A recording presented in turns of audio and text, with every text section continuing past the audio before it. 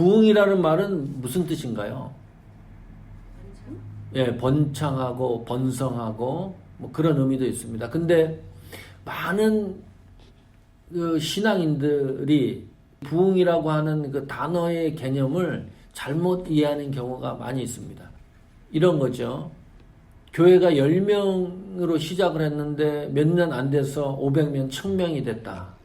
부흥의 척도를 숫자의 증가로 보는 경우도 있고, 다락방에서 모여서 예배를 드렸는데 땅을 사고 교회당 예배 건물을 엄청 크게 짓고, 그러면 숫자적으로도 늘고 또 건물도 건축을 하고 부흥이라고 생각을 하는 거죠.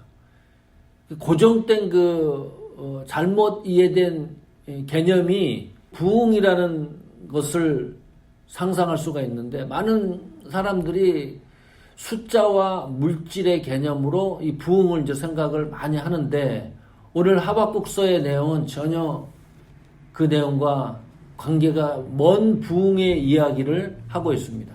이 부흥이라는 말이 사전에 찾아보니까 이런 뜻입니다. 쇠잔하고 쇠퇴했던 것이 다시 일어난, 이게 이제 부흥이라는 뜻인데, 오늘 하박국서에 나온 이 부흥이라고 하는 뜻은, 그러니까 성경적인 부흥이라고 하는 뜻은 다시 살아나다, 그 부활의 개념이 있죠. 또 하나는 생존케 하다, 갱신하다, 계속 연속성이 있는 거죠. 그러니까 사전의 의미와 성경에서 말하는 부흥의 정의를 종합해 보면, 부흥이라고 하는 말은 회복과 변화를 이야기합니다. 그 부흥을 수년 내에 나타내시옵소서. 그 표현이 하박국서 3장 2절입니다. 우리나라에 참 기독교가 약간 평양 지역으로 들어왔습니다. 그래서 기독교 역사를 생각을 하면 평양에서 일어난 일들을 살펴봐야 되는데, 1907년도 평양 산정형 교회에서 부흥회가 있었습니다. 1월 2일부터 시작을 해서 15일 날 끝나는 부흥회였습니다. 13일 동안 부흥회를 한 거예요. 옛날에 한국 부흥회는 새벽, 점심, 저녁 이렇게 부흥을 했어요. 날씨가 얼마나 추웠는지 영하 30도였습니다. 마이너스. 그런데 그때 모인 숫자가 1,500명이 넘었습니다. 뭐 대단한 거죠. 그 시대에. 1907년이니까. 그 강사 목사님이 한 사람이 한 게 아니고 외국 선교사님들, 그레암리라든가 블레어 선교사님 등, 그리고 한국에서는 길선주 전도사님, 목사님이죠. 강사가 돼서 여러 명의 선교사님들과 강사들이 계속 부흥회를 했습니다. 14일날, 15일날 끝나는데 14일날 길선주 목사님이 회개에 대한 하나님 앞에 그 설교를 하시고, 저녁 집회 때 이 목사님이 그렇게 많이 모인 궁중 앞에서, 청중들 앞에서 이런 얘기를 하는 거예요. 내가 1년 전에 가장 가까운 친구가 죽었는데, 소천을 했는데, 그 친구가 나한테 재산을 몽땅 주면서 이 재산을 좀 관리해달라고 그랬다. 근데 그 재산의 일부를 내가 사용했다는 거죠. 사취했다는 거지. 그 이야기를 14일 저녁에 했는데, 거기에 있던 사람들이 한 사람 두 사람씩 공개적으로 자기 죄를 고백하기 시작을 했습니다. 이건 역사에 있는 일이니까. 어떤 여인은 나와가지고 청일정제 때 자기 아이를 살해한, 자기 아이를 죽인 살인에 관한 이야기를 하는 사람이 있는가 하면, 도둑질한 죄, 그리고 사기친 죄, 남을 미워한 죄, 뭐 온갖 거기에 있었던 그 죄상을 그 역사적으로 살펴보면, 인간이 죄를 지을 수 있는 그 모든 죄에 대한 고백이 그 현장에서 일어났습니다. 부흥회를 13일 동안 하는 것도 기이한 일이었고, 그 다음에 자기 죄를, 아무리 은혜를 받았다고 요즘 현대판 교회가 그런 사람 어디 있을까요? 내가 은혜 받았다고 한 사람씩 나와가고 자기가 죄 지은 것을 목사님부터 시작을 해가지고 얘기하는 경우가 지금 이 시대에는 거의 있을 수가 없는 일이죠. 근데 그때 1907년도 산정형교회에서는 그런 일이 일어났습니다. 그래서 기독교 역사의 특이한 대부흥운동, 평양 대부흥운동이라고 기록을 하고 있는데, 부흥회 하면은 뭐 병자가 낫고 사람들이 치유를 받고 그런 역사들이 일어나는 것이 많이 초점이 됐는데, 한국 기독교에 들어온 최초의 부흥운동이 하나님 앞에 나가야 되는데 앞에 막혀있는 무슨 장막 같은 게 있는 거예요. 이 문제가 해결이 돼야 아주 뚜렷하게 하나님과 관계가 회복이 돼야 되는데, 그 무엇인가가 막혀있는 죄성이 부흥의 역사 속에서 그 문제가 해결됐다는 거죠. 하나님과 나와의 관계가 완전히 제대로 회복되었다. 이게 부흥이라는 의미입니다. 하나님과 관계가 회복이 되고 거기서 중단된 게 아니고 어떤 변화가 일어났는데, 그 대부흥에 참석했던 사람들이 미운 사람한테 가갖고 용서를, 또 사기친 사람들한테 돈 꾸고 안 갚은 사람한테 돈을 갖다 주고, 장로교 동로회가 조직이 됐죠. 거기에서 이기풍 목사님을 제주도까지 파송을 하고, 이런 변화가 하나님과 관계가 회복이 되니까 엄청난 변화들이 일어났습니다. 하박국서가 얘기하는 그 부흥과 일치되는 이런 겁니다. 자, 구약 성경의 선지자를 보면 보통 그 이스라엘 백성들이 신앙생활을 잘못하고 우상숭배를 하면 심판의 메시지, 또 하나님 경고의 메시지를 가지고 선지자들이 이야기를 해요. 그런데 하박국서는 그러지 않습니다. 특이한 성경이에요. 하나님한테 계시를 받았는데 이 하박국이 어떤 계시냐 하면, 유다 민족의 신앙 상태를 보니까 형편없는 거예요. 1장 3절에 있지는 않았지만 거기 보면, 어찌 내게 죄악을 보게 하시며 패역을 눈으로 보게 하시며, 겁탈, 강포, 변론, 분쟁, 이런 단어들 누구 사이에서 일어난 거냐면 유다 민족, 예수 믿는 사람들. 그런데 1장 4절에 보면, 이러므로 율법이 해이하고 공의가 아주 시행되지 못하오니 이는 악인이 의인을 에워쌌으므로 공의가 굽게 행함이니이다 그랬습니다. 그런 현상이 일어나니까 하나님 말씀이 먹히지 않는 거예요. 하나님 말씀이 그런 사람들에게, 그 하나님 말씀이 효과적으로 역사를 해야 되는데 우습게 생각을 하는 거예요. 예수를 믿는다고는 사람들이 그 하나님 말씀으로 회복되려고 하는 것이 아니라 그 말씀을 따르려고 하는 것도 아니고 그 하나님 말씀과 관계없다라고 생각을 하는 거예요. 그러니까 공의가 시행되지 않고, 이게 당시의 유다 사람들의 그 신앙 상태였습니다. 그러니까 하박국이 보니까 너무 답답한 거예요. 너무 답답해서 하나님 앞에 질문하는 내용이 뭐냐면, 왜 하나님이 예수 믿는 사람이 나태하고 있는데 왜 가만히 있느냐, 그 질문을 하는 거예요. 심판하고 무슨 경고하는 그런 메시지가 아니고 너무 답답하니까, 분명히 하나님을 믿는다고 하는 하나님 백성들이니까 신앙생활에서 곁길로 나갔으면, 잘못됐으면 하나님이 그 문제를 속히 해결해 줘야 되는데 속히 해결해 주지 않으니까 너무 답답한 거죠. 왜 하나님이 보고만 있느냐, 예수 믿는 사람이 엉뚱하게 지금 잘못하고 있는데. 그 고민에 대해서 하나님이 응답을 했습니다. 응답한 내용이 너무나 기가 막힌 거예요. 그 응답의 내용이 뭡니까?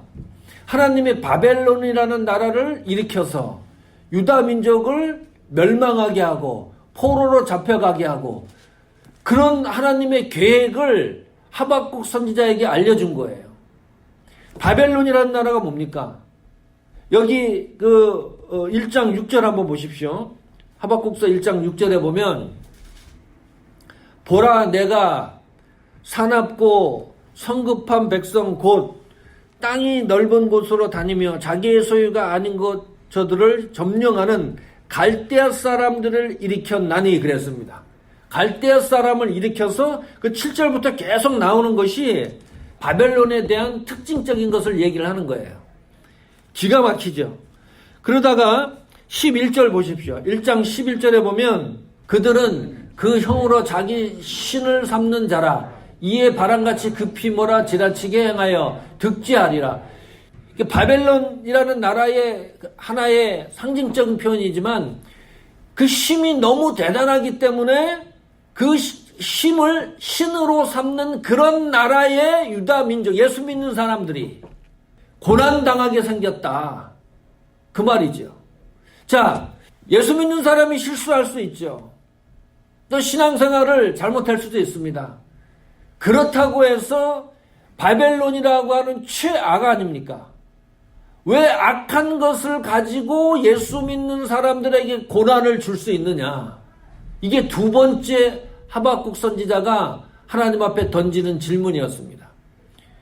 왜 그냥 회복시키면 되지? 이 말이에요.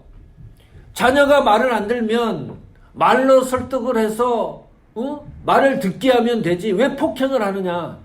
그런 것 같은 거죠. 폭행 정도가 아니고 이거는 어떤 무기, 회초리를 쓴다든지 무슨 몽둥이를 든다든지 그런 걸 들어가지고 그 자녀를 비참하게 짓밟는 것과 같은 거예요.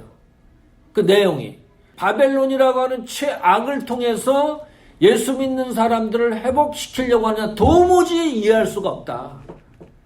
믿는 자에게 왜 고난을 주느냐 하나님이. 좀 잘못한 부분이 있다 손 치더라도 왜 환난을 주느냐. 그냥 그 문제를 해결할 수도 있는데 그런 거잖아요. 이걸 좀 더 나가면 그런 겁니다. 예수를 믿으면 잘 되어야지. 즉 모든 것이 잘 풀려야 되는데 왜 예수를 믿었는데도 불구하고 잘 풀리지 않고 그런 현상들이 일어나느냐. 우리 현실에서 이런 질문과 같은 거죠. 그러니까 사람들이 어떻게 얘기를 하냐면 예수를 믿는데도 고난이 생겼다. 그것은 분명히 어떤 문제가 있는 거다. 우리한테. 그 문제가 어떤 문제이냐. 11조를 안 해서 예배를 드리지 않아서 그런 일이 발생한다. 하나님이 주신 사역을 잘 감당하지 못해서 그런 일이 발생한다. 온갖 이유를 얘기를 하는 거예요. 왜 예수 믿는 사역에 고난과 환난이 있느냐? 거기에 대해서 별의별 이유를 많이 만들어내는 거죠. 이해를 못하는 거예요. 왜 유다 민족을 바벨론이라는 최악을 통해서 하나님이 고난을 주시느냐? 이 문제를 해결하기 위해서. 참 희한합니다. 신앙이라는 게. 그런데 예수님을 제대로 믿으면 잘 되는 것보다 안 되는 것이 더 많습니다. 힘든 일이 더 많이 생기는 것이 참 이상해요. 자, 바울과 같은 경우 봅시다. 바울은 예수 믿기 전에 로마 시민권 가졌죠. 부유했습니다. 그리고 가만히 있으면 최고위직까지 올라갈 수 있는 능력 있는 사람입니다. 왜냐하면 로마 황제 그 밑에서 예수 믿는 사람들을 잡아다가 감옥에 보내고 그랬던 인물 아닙니까? 그러니까 정부에서도 이렇게 좋은 사람이 없어요. 그리고 건축업도 해갖고 돈도 많이 벌었던 사람입니다. 그런데 예수님을 만나고 나서부터 완전히 바울이 인생이 꼬이기 시작한 거예요. 그러니까 세상적 가치로 봤을 때 감옥에 가지요. 도망 다니지요. 강도 만나지요. 퇴장을 맞지요. 죽을 고비를 넘기지요. 얼마나 다급했으면 광지를 타고 도망을 가지요. 완전히 예수 믿기 전에 세상의 가치와 예수 믿는 후에 세상의 가치적인 기준으로 보면 사도 바울은 완전히 망한 인생입니다. 지금 하박국이 이야기하는 것이 그거죠. 그래도 그렇지 예수 믿는 사람들을 고난을 주는데 왜 악한 사람들을 일으켜서 고난을 주느냐. 다른 방법도 있는데 이때 하나님의 대답이 2장 4절입니다. 최종 하나님에 대한 대답이 2장 4절입니다. 한번 읽어보겠습니다. 보라, 그의 마음은 교만하여 그 속에서 정직하니 못하나 의인은 그의 믿음으로 말미암아 살리라 그랬습니다. 하박국서 2장 4절 그 고민, 예수 믿는 사람들이 당하는 고난과 환난에 대해서 그 정답이 뭐냐면 의인은 믿음으로 말미암아 행한다입니다. 다른 엉뚱한 해답 같지만 이런 거죠. 의인은 누구를 말하는 겁니까? 유다 민족. 더 크게 생각을 하면 예수 믿는 사람들을 얘기하는 거죠. 예수 믿는 사람은 믿음으로 산다는 거예요. 그런데 저기서 말하는 의인은 적게는 유다 민족이잖아요. 유다 민족이 아까 우리가 성경을 읽었습니다. 이 보통 하나님 말씀 밖에 나간 정도가 아니고 간악하고 패역하고 겁탈하고 분쟁하고 변론하고 하나님은 그런데도 불구하고 의인으로 생각을 하는 거예요. 이게 놀라운 일이에요. 하박국 선지자가 봐도 너무너무 형편없게 예수를 믿고 있는데 엉터리처럼 예수를 믿고 있는데 하나님은 의인은 믿음으로 산다. 가슴이 뛰는 게 하나님은 그래도 나를 의인으로 생각하고 계시는구나. 하나님의 자녀로 생각하는구나. 그래 하나님의 자녀는 믿음으로 산다는 거예요. 다시 말하면 그런 겁니다. 바벨론이라고 하는 악이 우리에게 고난을 주잖아요.